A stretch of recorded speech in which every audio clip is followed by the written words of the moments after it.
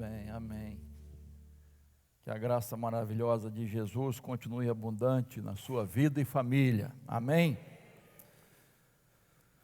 Abra sua Bíblia lá em 2 Reis, capítulo 2.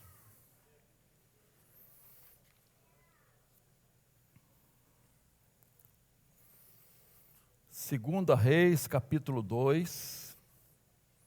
Nós vamos meditar um pouquinho na palavra do Senhor.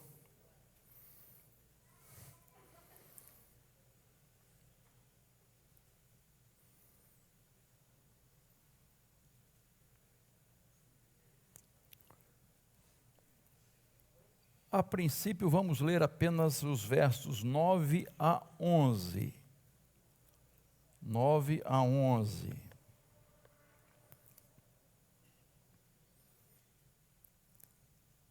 Diz assim a palavra de Deus: Quando eles tinham passado o Jordão, Elias disse a Eliseu: Diga o que você quer que eu faça por você, antes que eu seja levado embora. Eliseu disse: Quero receber por herança porção dobrada do seu espírito. Elias respondeu: Você fez um pedido difícil, mas se você me vir quando eu for levado embora, será como você pede. Porém, se você não me vir, não será assim. Enquanto iam caminhando e falando, eis que um carro de fogo com cavalos de fogo os separou um do outro, e Elias subiu ao céu num redemoinho. Amém? Até aí por enquanto, tá? A gente vai abordar mais alguns versículos.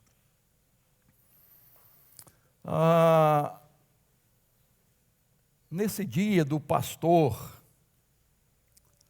como é importante, irmãos, nós adorarmos a Deus, a Jesus, nosso pastor divino, e agradecer a Deus pelos pastores, por essas pessoas que Deus tem chamado especificamente para a obra do ministério. Muitos fazem algumas atividades pastorais, mas eu entendo que nós não podemos confundir que Deus, pela sua soberania, presciência, ciência, onisciência, propósitos, Deus escolhe pessoas, não as melhores, não as qualificadas, mas aquelas pessoas que Deus há de usar. Às vezes eu fico olhando Jesus quando escolhe os 12, parece que ele escolheu os piores, exatamente para mostrar o poder de Deus. Poder transformador, como Deus nos usa. É por isso que eu quero pensar um pouquinho com os irmãos nesse tema, instrumentos nas mãos de Deus. Irmãos, ser um instrumento nas mãos de Deus é algo maravilhoso, e isso todos nós podemos ser. Tudo bem, hoje a gente está comemorando o dia do pastor, e eu acho que não existe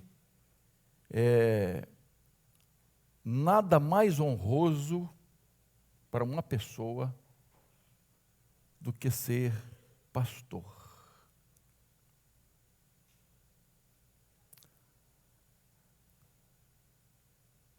Muitos têm usado vários títulos. Eu nem quero mencionar tantos que estão usando, mas pastor define exatamente a tarefa dessas pessoas que são usadas por Deus. E quando você abre o Antigo Testamento, você vai ver que Deus é mencionado como o pastor de Israel.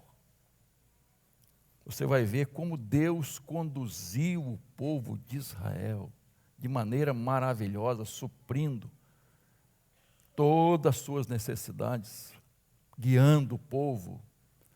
Deus como pastor. Jesus, o próprio Jesus diz: eu sou o bom pastor.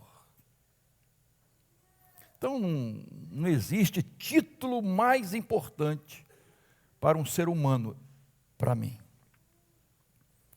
Hudson Taylor disse: meu filho se rebaixou tanto que deixou de ser pastor para ser um simples cônsul do governo inglês na Birmânia.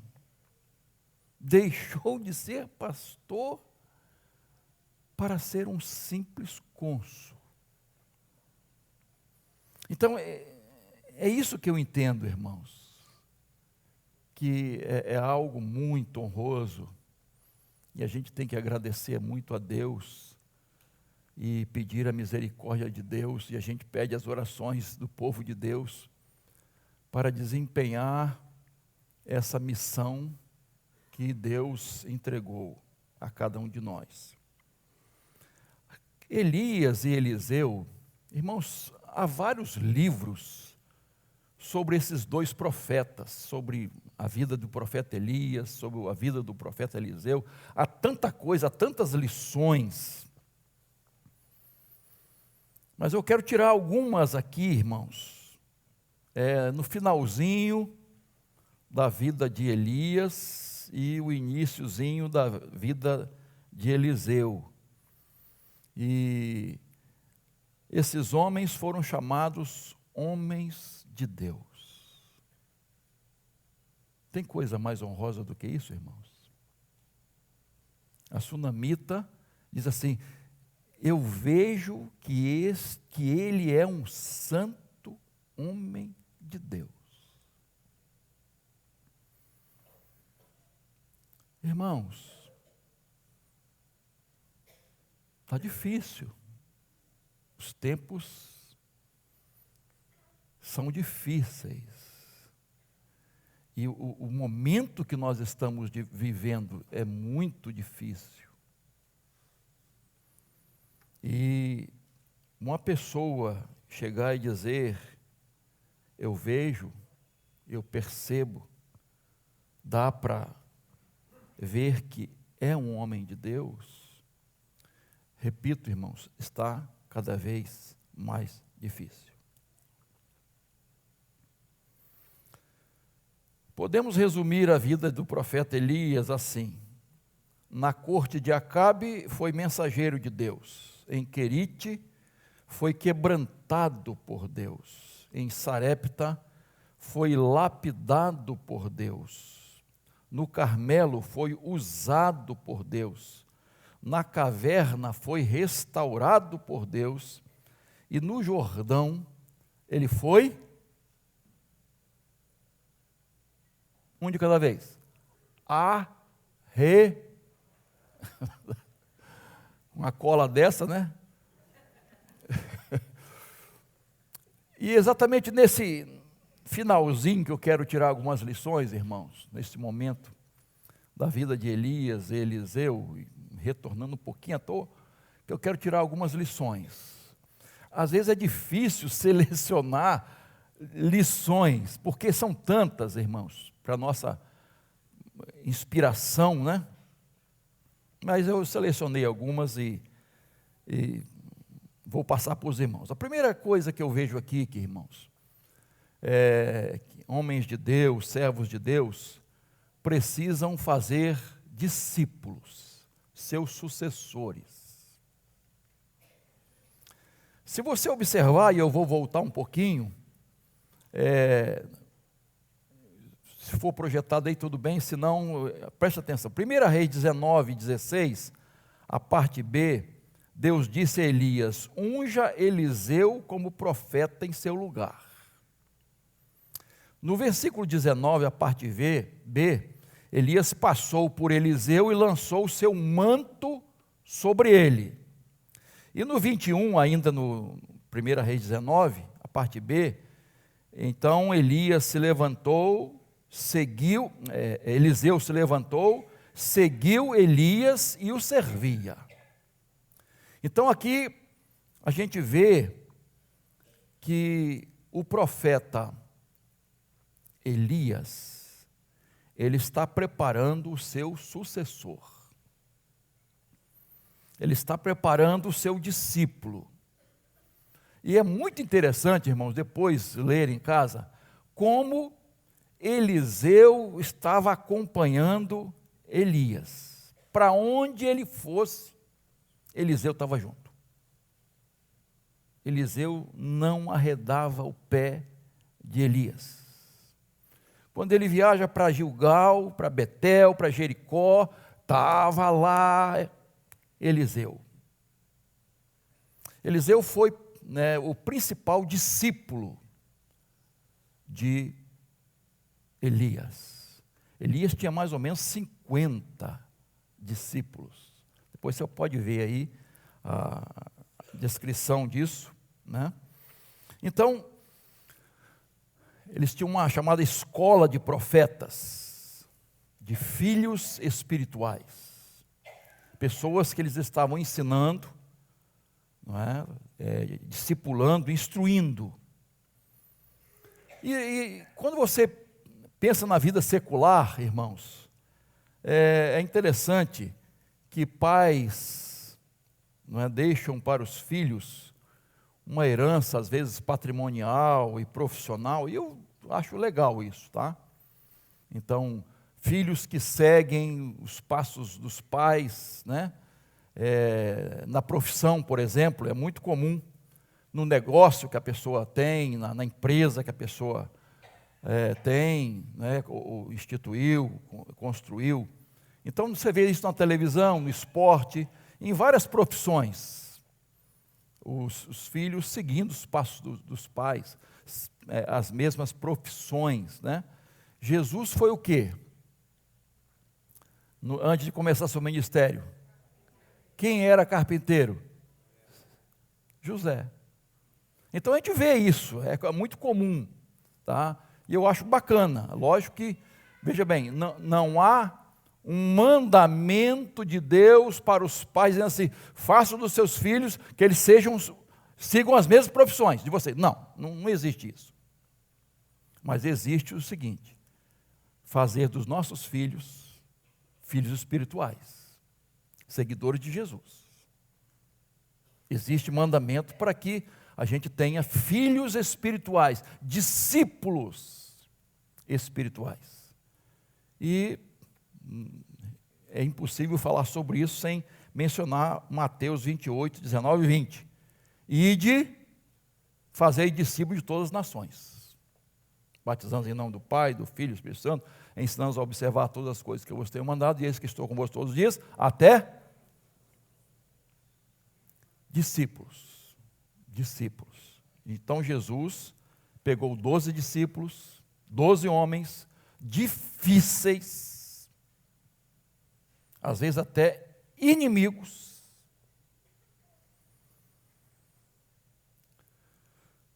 e transformou-os em discípulos. Entregou a eles a incumbência de continuar pregando o Evangelho. Então, irmãos, é muito interessante isso, porque isso não é só para os pastores. Esse mandamento é para toda a igreja, todos os irmãos. Fazer discípulos, pregar o Evangelho, anunciar o Evangelho, fazer a obra missionária, ganhar uma pessoa para Cristo. E às vezes a gente faz essa pergunta inquietante: que até deixa a gente assim, às vezes, sem graça. Quantas pessoas você ganhou para Jesus em sua vida? Quantas pessoas Deus usou você para levantar, para voltar, para seguir? Irmãos, se é nossa missão, quantas pessoas você influenciou para seguirem Jesus? Quantas pessoas você falou e foi uma influência, a sua vida foi uma influência positiva, determinante para alguém seguir a Jesus? Alguém disse, já até citei isso aqui, que quando a gente chegar no céu, vão fazer a cada um de nós 2 perguntas. A primeira: quantas pessoas estão aqui por sua causa? Isto é, humanamente falando, né, irmãos? É por causa de Jesus, lógico, né? Mas a ideia de evangelização, né? Quantas pessoas estão aqui por sua causa? Isto é, influenciadas por você, que você de alguma forma ajudou, doutrinou, incentivou, orou, ganhou. O que a gente vai responder? Não sei nem responder de mim mesmo, né? Mas a segunda pergunta é pior. Isso na ideia dessa pessoa, né, irmãos? Quantas pessoas não estão aqui por sua causa? E aí a coisa pega, né, irmãos? E aí a gente precisa parar, respirar e reavaliar a nossa vida, nosso testemunho. Será, irmãos, que de alguma forma estamos atrapalhando alguém?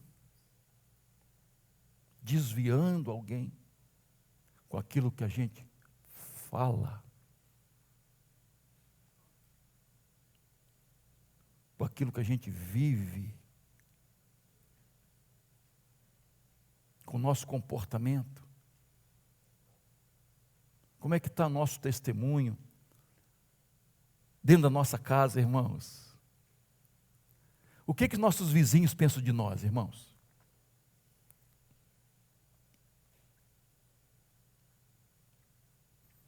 Irmãos, nós, assim, eu às vezes, para falar uma experiência pessoal, eu tenho muito cuidado para para os irmãos não acharem que, né, passar uma imagem de que nós somos super-homens. Não somos. Mas nós, quando morávamos lá, como é que é o nome daquela rua lá, minha filha? O Bardão. Os vizinhos falavam assim: por que vocês saíram daqui? Que falta nós estamos sentindo. E o mesmo aconteceu quando saímos daqui da casa pastoral, né? Muitos vizinhos até hoje. Que falta vocês fazem? Irmãos, não somos perfeitos, pelo amor de Deus. Toda a honra e glória ao Senhor.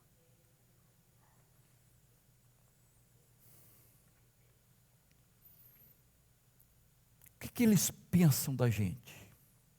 Como é que eles nos veem? Nosso colega de trabalho. Como é que é, irmãos?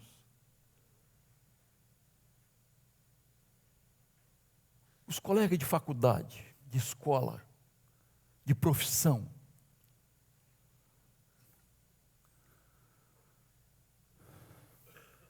Irmãos, como é importante a pregação, com a palavra sim, com o ensino sim, mas com a vida também. porque a vida fala, e fala muito alto. Então, queridos, é muito importante nós pensarmos nas pessoas que nós estamos influenciando. E é gratificante ver discipulado na vida de Moisés e Josué, Barnabé e Paulo e Timóteo, Elias, Eliseu, Jesus, os 12. E sexta-feira, para quem não esteve aqui, foi assim um dia muito gratificante. Eu estava dali, eu e Rosângela, né, só ouvindo os testemunhos do pessoal aqui, quem veio. Depois você pode assistir, que é muito importante.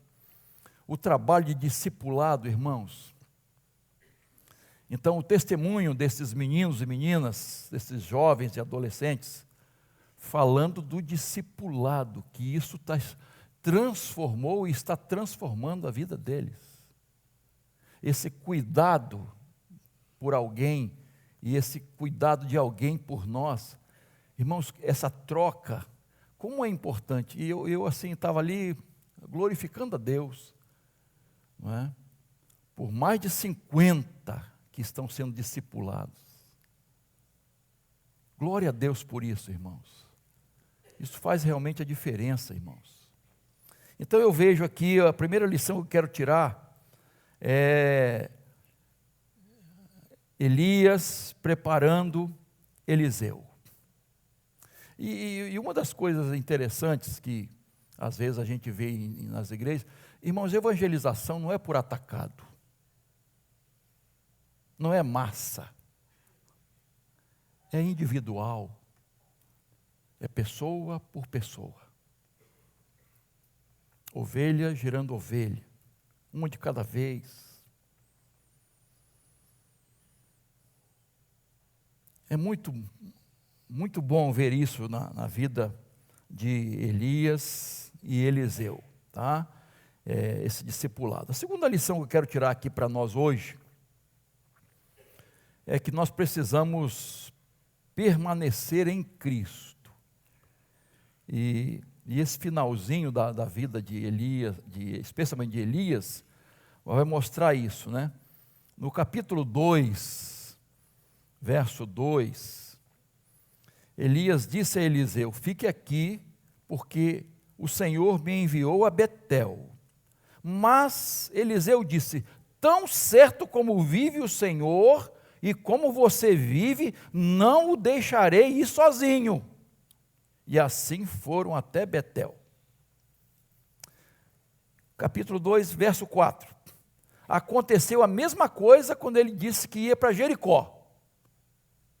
E no capítulo 2, verso 6, a mesma coisa acontece quando ele fala que vai ao Jordão.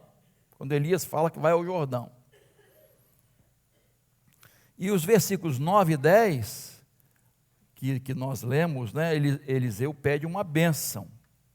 Uma bênção, e Elias diz assim: essa fez um pedido difícil, hein? Não é mole não, né? Mas ela está condicionada a uma coisa: se você estiver comigo quando eu partir.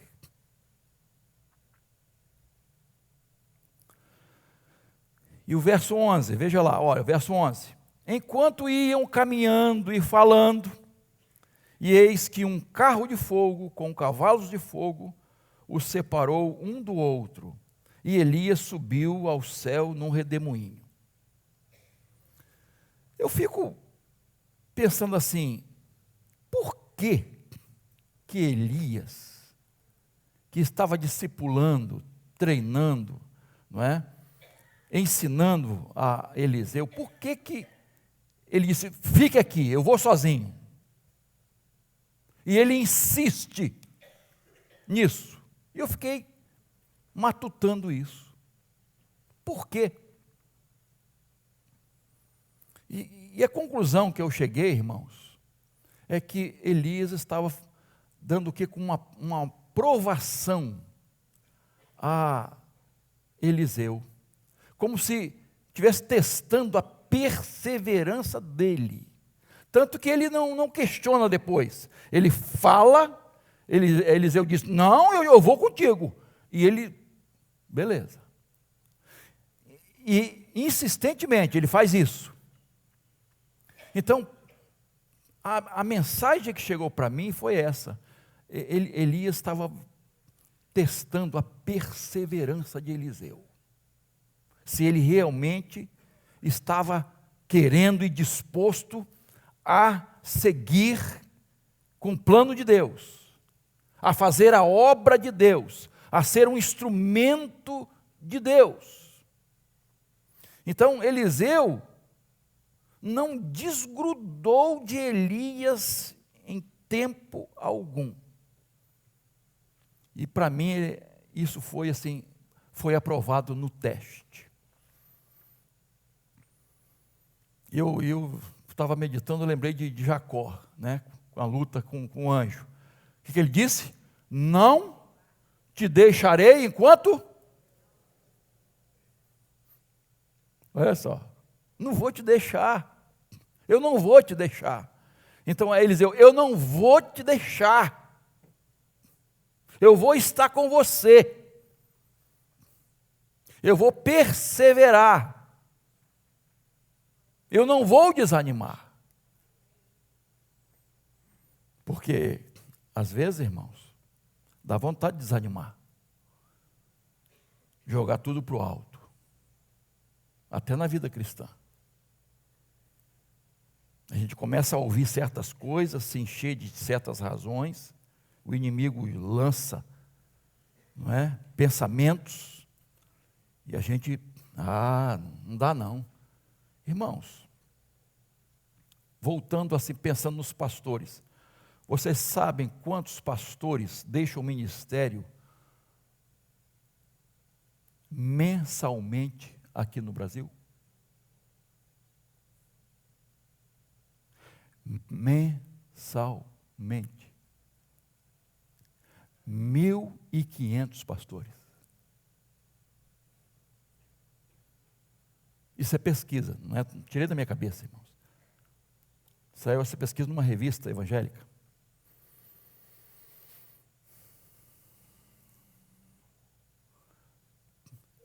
A gente sempre pensa em relação à chamada, realmente quem foi chamado, quem não foi, e às vezes ser pastor vamos dizer assim, é um sonho de alguém, né?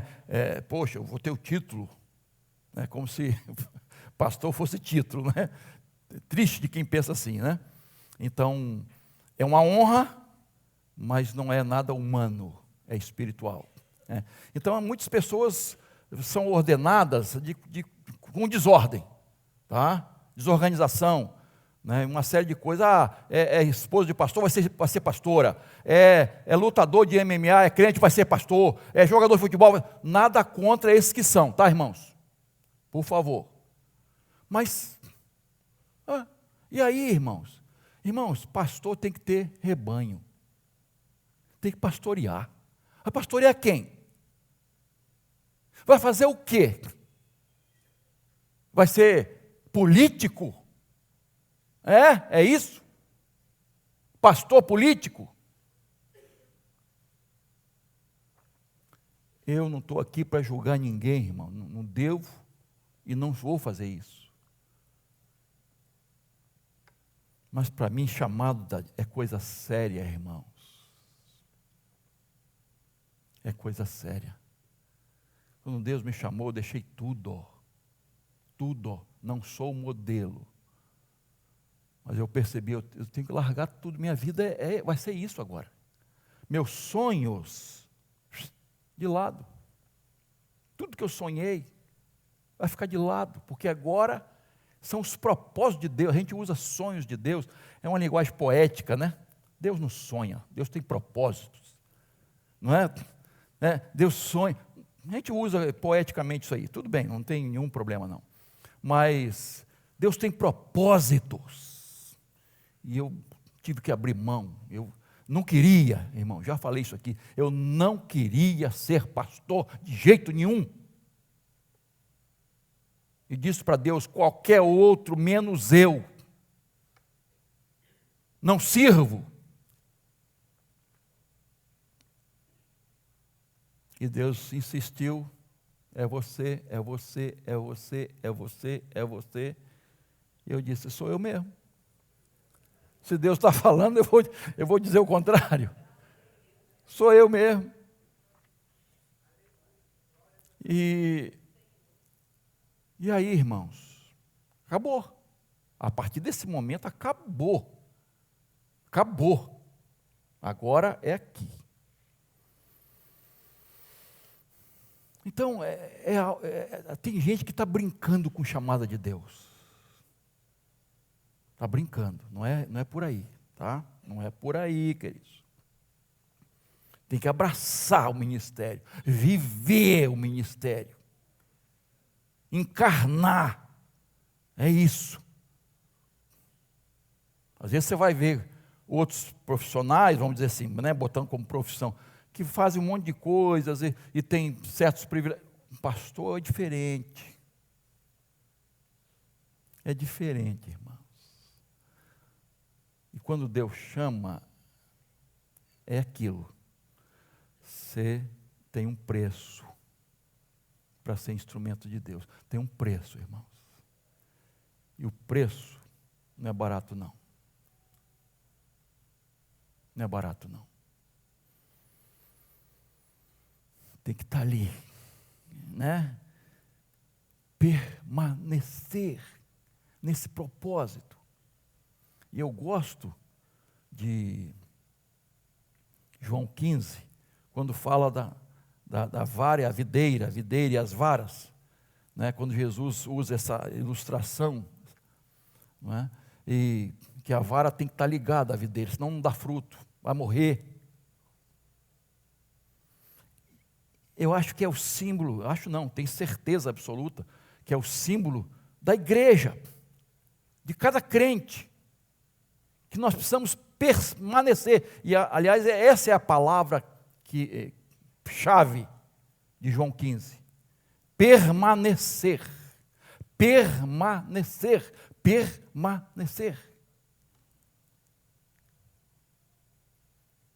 Perseverança. Está ligado.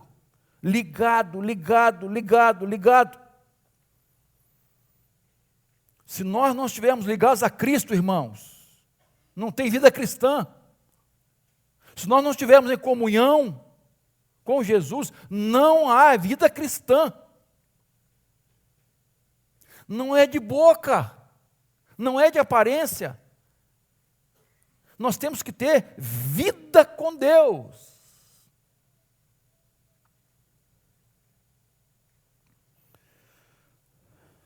Eliseu estava ali. Ele sabia que precisava estar junto com Elias para ver o seu arrebatamento, quando ele fosse levado. E o arrebatamento não acontece em Gilgal, em Betel, em Jericó, e vai acontecer lá no Jordão, né?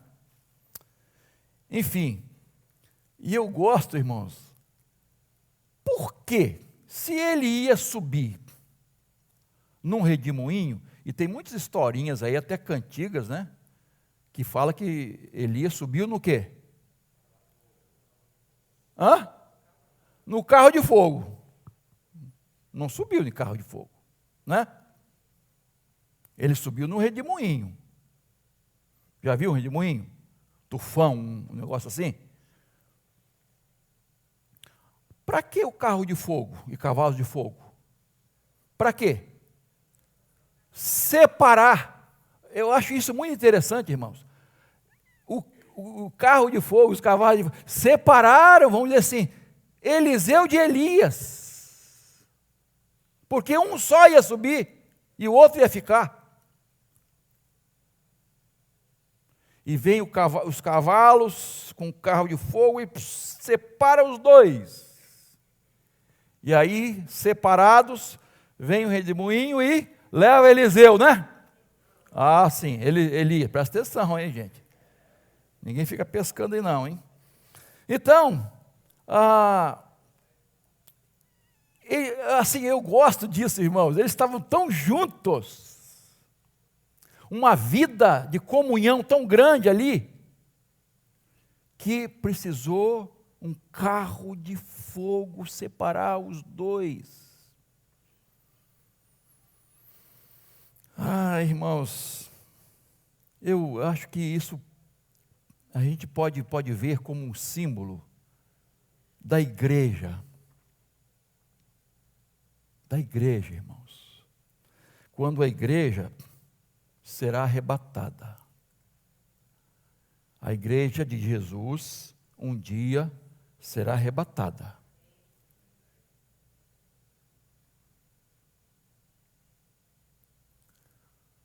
E eu vou mencionar um pouquinho isso mais à noite, que eu vou continuar falando desses dois. Mas 1 Tessalonicenses 4, 16, 17 diz assim: ao soar da trombeta, Jesus descerá dos céus. Os mortos em Cristo ressuscitarão primeiro, depois os vivos serão arrebatados e se encontrarão com Cristo nos ares, para estarem para sempre com o Senhor. Será um dia glorioso, irmãos.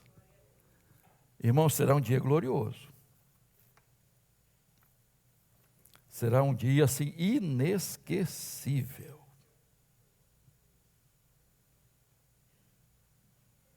Quando será, irmãos? Nós não sabemos.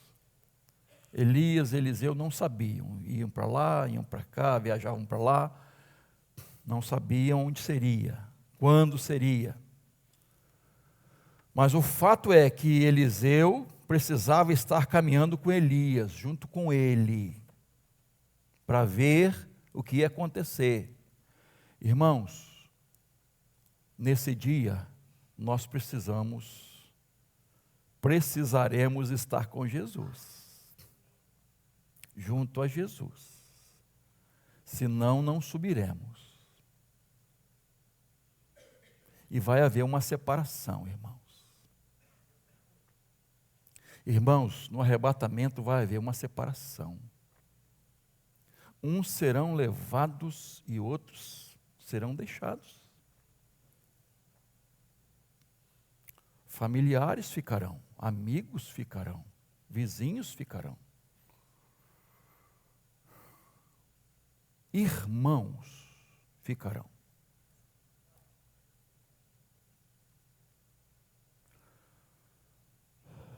Quem é que vai estar junto com Jesus? Quem é que vai estar ligado a Jesus? Quem é que está dependente de Jesus? Quem é que realmente ama Jesus? Não é de gogó, irmãos. Não é ser membro de igreja, irmãos.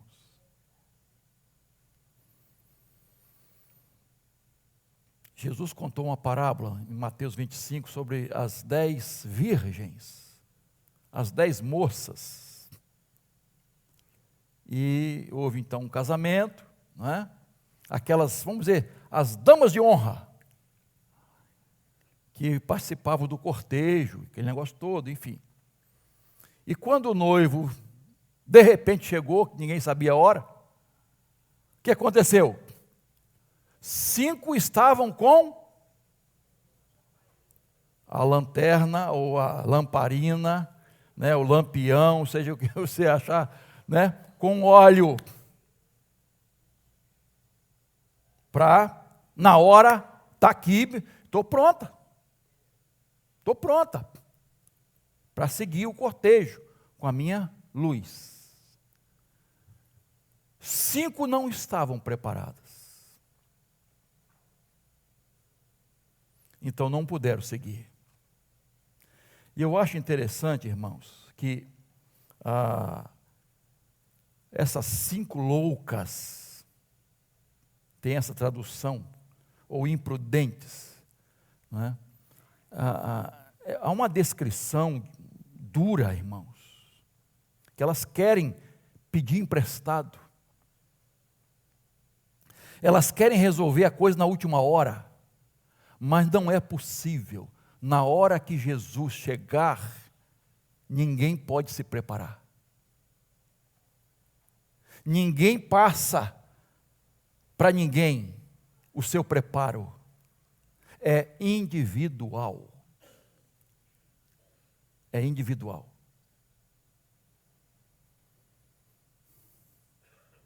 Uns irão e outros ficarão.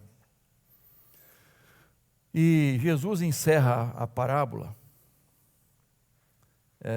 dizendo assim: portanto, vigiem, porque vocês não sabem o dia nem a hora.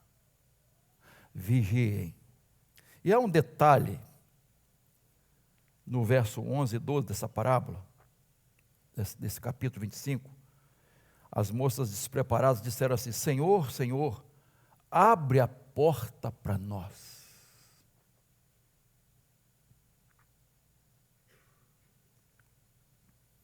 E o noivo, representando Jesus aí, diz assim: em verdade lhes digo que não as conheço.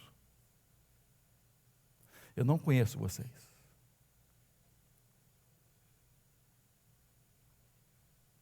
Vocês não fazem parte do meu convívio. Vocês não têm aproximação.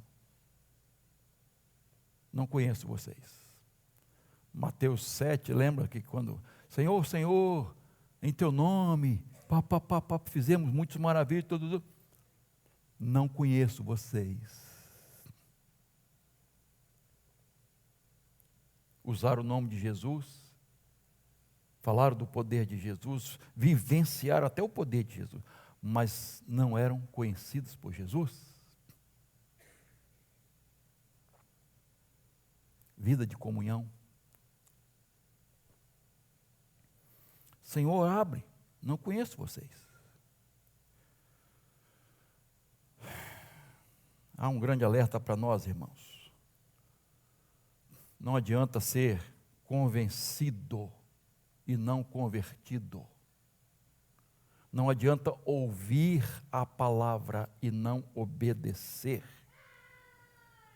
Não adianta ser membro de uma igreja e não estar arrolado no livro da vida. Não adianta dizer que é, se de fato não é. Não adianta só usar o nome de Jesus, é preciso conhecê-lo de verdade. E a outra parábola também do fim, que todos nós conhecemos, que é do trigo e do joio, que os dois se parecem muito, mas só na hora da colheita as diferenças serão sensíveis, visíveis, bem caracterizadas. O trigo será colhido e jogado no celeiro, guardado, aqui. E o joio vai ser jogado no fogo. Isso não é conversa, irmãos.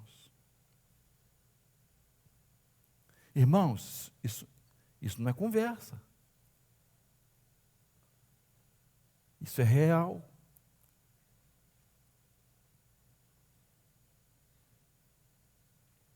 Então, a lição que eu tiro aqui, é de união. É vida com Jesus. É caminhar com Jesus. É andar com Deus.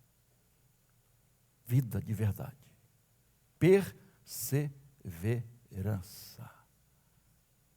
Não é ser discípulo de verão. Lá uma vez ou outra. Só no domingo. É dia a dia. Unido com Cristo.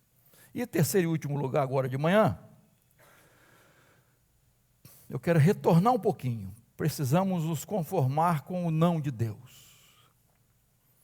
1 Reis 19:4, você lembra bem, depois daquela grande vitória de Elias, com os profetas de Baal, aquele negócio todo, e ele é ameaçado por quem? Jezabel. Essa mulher terrível. Elias foge, vai para uma caverna e pede o quê? A Deus. Pede a morte. Eu quero morrer, Senhor. Eu quero morrer.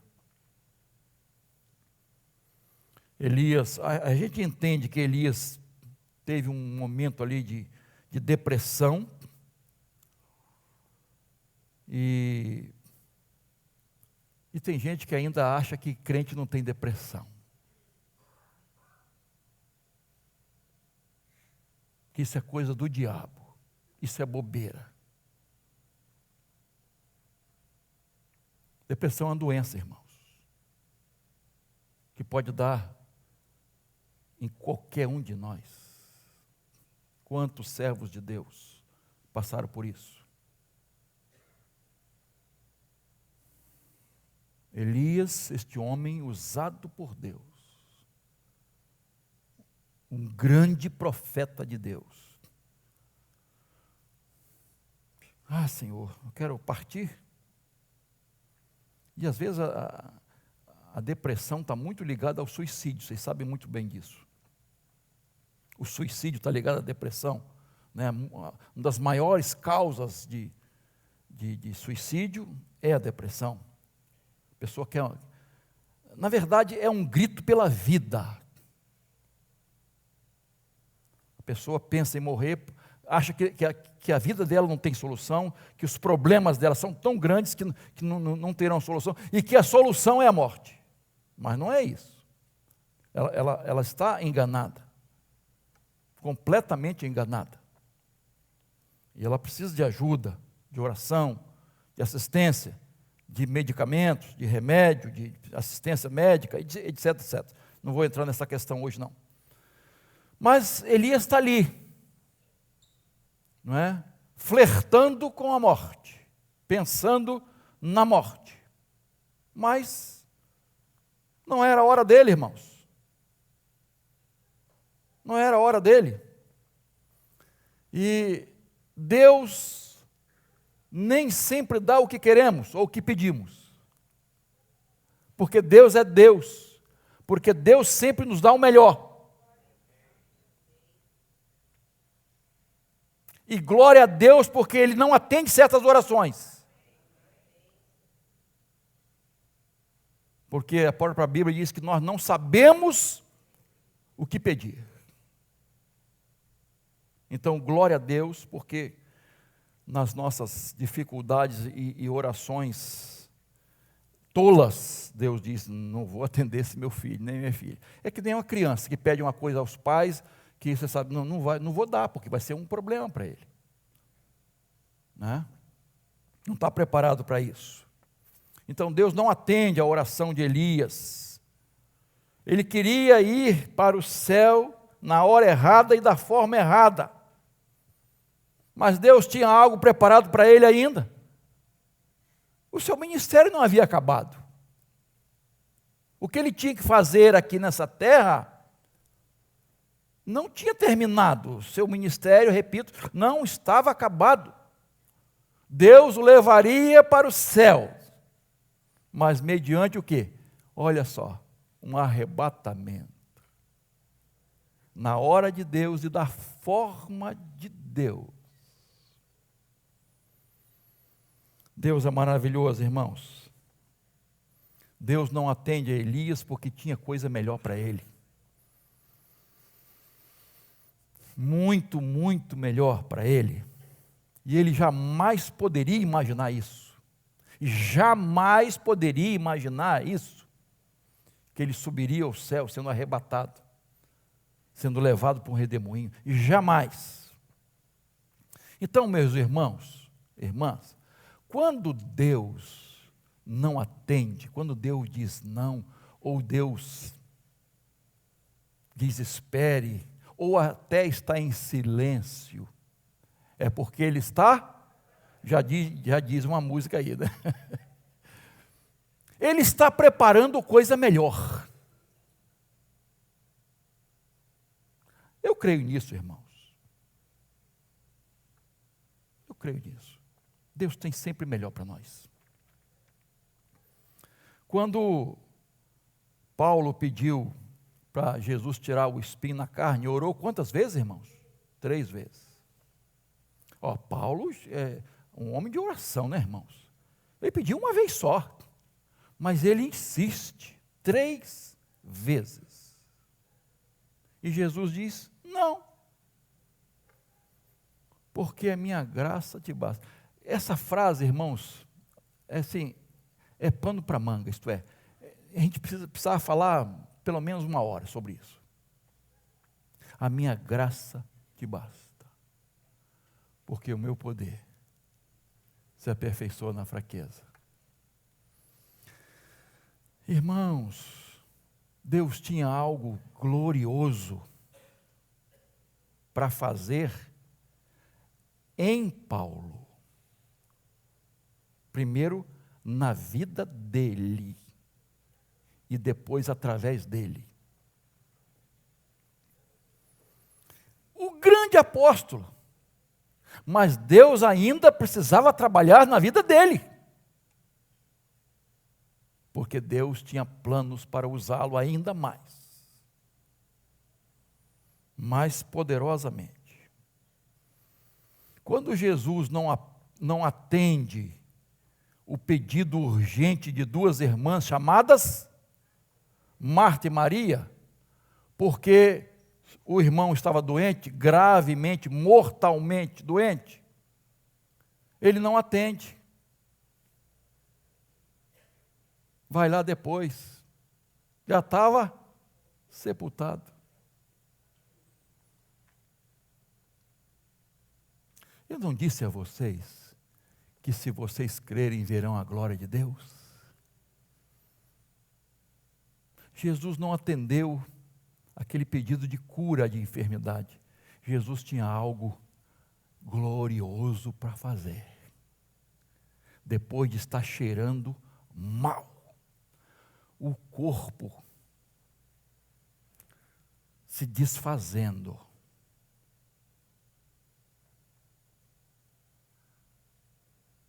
Irmão, no calor, 24 horas depois da morte, quase ninguém fica perto do corpo, irmãos. E a gente às vezes precisa ficar, com o mosquitinho entrando ainda. Aquele mosquitinho de cemitério é terrível, não é? Irmãos, aquele mosquitinho de cemitério, e pior quando você está falando e entra um na boca. Você está pensando que não acontece, não? Então tem que falar assim, meus queridos irmãos, estamos aqui. Já comi muito mosquitinho em cemitério. Que às vezes engasga, quando você respira, ele entra, já foi, irmão. Já foi, vou engolir agora para poder não ter mais problema, né? Mas imagina, olha só o que Jesus faz quando o corpo está assim, em decomposição. Jesus traz a nova vida.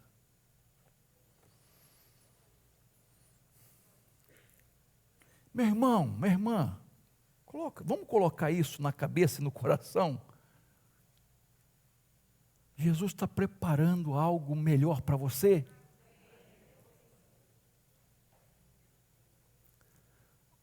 Seu sofrimento não é à toa, queridos.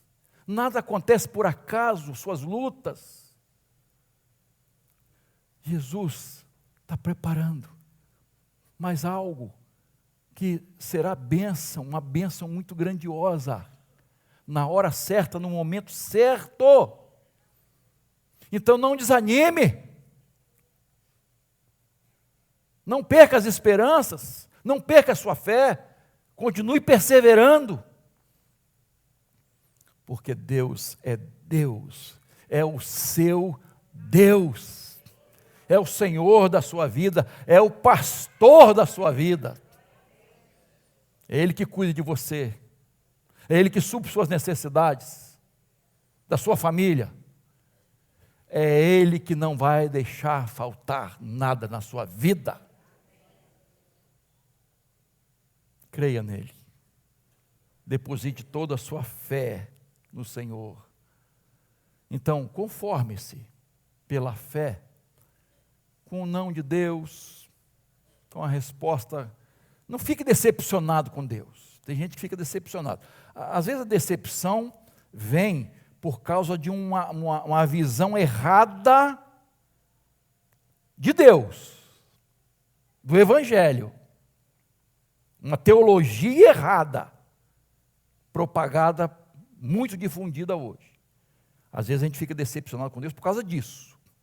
Mas quando a gente pega a Bíblia e examina a palavra do Senhor, o que aconteceu com os homens e mulheres de Deus, não é muito como nós estamos pensando hoje. Hoje à noite eu vou mencionar, vou só adiantar aqui, o pastor Francisco, um dos missionários que estava no Quênia. Muitos irmãos viram essa notícia. Sequestraram ele no carro e sumiu, apareceu o carro queimado, ele estava carbonizado dentro do carro. Um homem que estava fazendo um excelente trabalho no Quênia. Os missionários estão chocados, os outros que estão lá.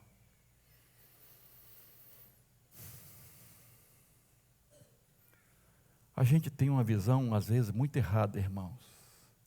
Nossa visão de evangelho está muito preso às coisas desta vida, à prosperidade material. Eu creio que Deus supre, que Deus abençoa, mas dentro dos seus propósitos.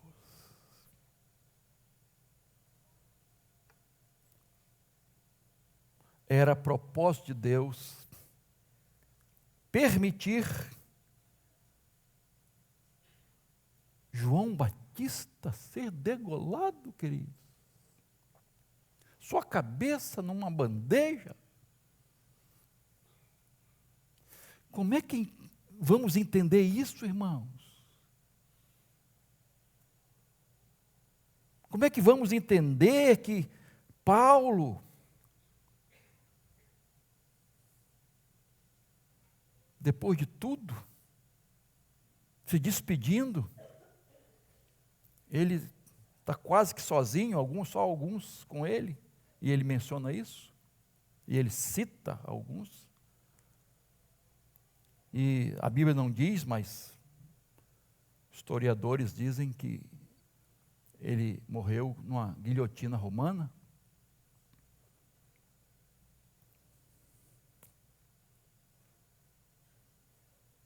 Que tragédia, mas eu vou falar isso à noite. E nós precisamos estar preparados, irmãos. Os obreiros de Deus, as obreiras de Deus, precisam estar preparados para fazer a vontade do Senhor. A nossa glória é a glória de Deus. Não existe nada que nos realize mais do que fazer a vontade de Deus, nos submeter à vontade de Deus. Que essas 3 lições fiquem no nosso coração. Precisamos fazer discípulos a começar dentro da nossa casa. E testemunhar, falar de Jesus, treinar outros.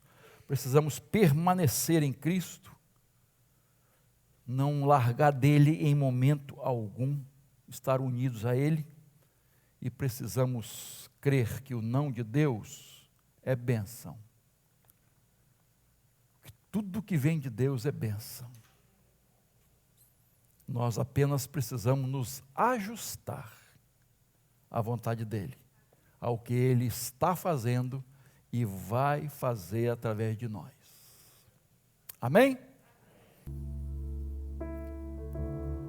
Curva a sua cabeça, por favor, diante do Senhor Todo-Poderoso.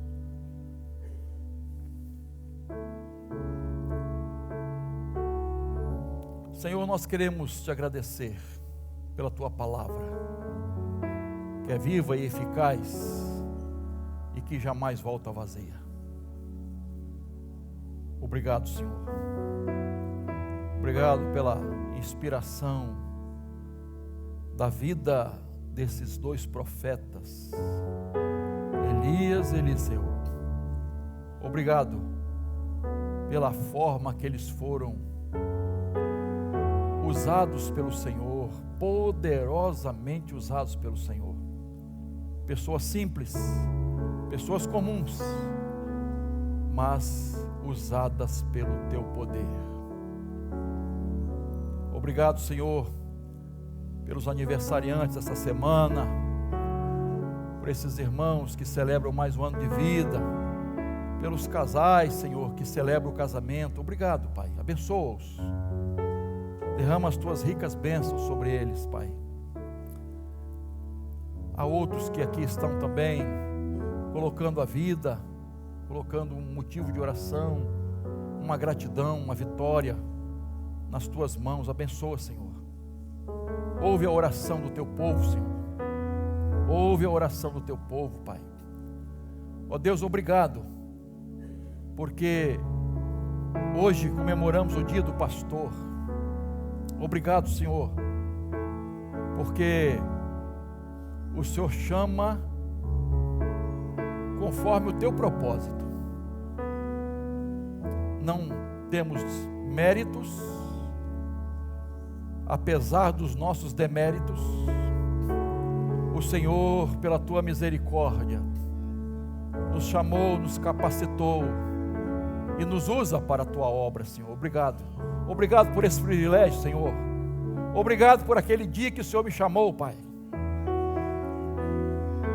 Pelo dia que o Senhor chamou a cada um dos pastores aqui. Obrigado, Senhor, porque a tua vontade é boa, agradável e perfeita. Obrigado, Senhor, porque o Senhor nos acompanha, o Senhor cuida de nós, nas lutas, nas dificuldades, nas incompreensões, nas decepções. Obrigado, Senhor.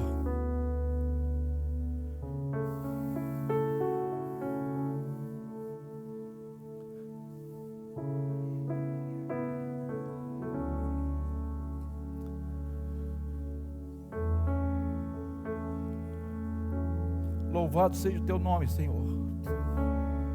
Engrandecido seja o teu nome, Senhor. Obrigado, Pai. Obrigado, obrigado. Tenha misericórdia de nós, Senhor. Tenha misericórdia de nós. A tua graça é maravilhosa. Obrigado, Pai, pelos dízimos e ofertas que foram entregues também, pelo teu povo fiel, que confia na tua palavra, que exerce uma verdadeira mordomia, que crê que o Senhor supre todas as nossas necessidades em Cristo Jesus. Oramos assim, agradecidos, no nome de Jesus. Amém.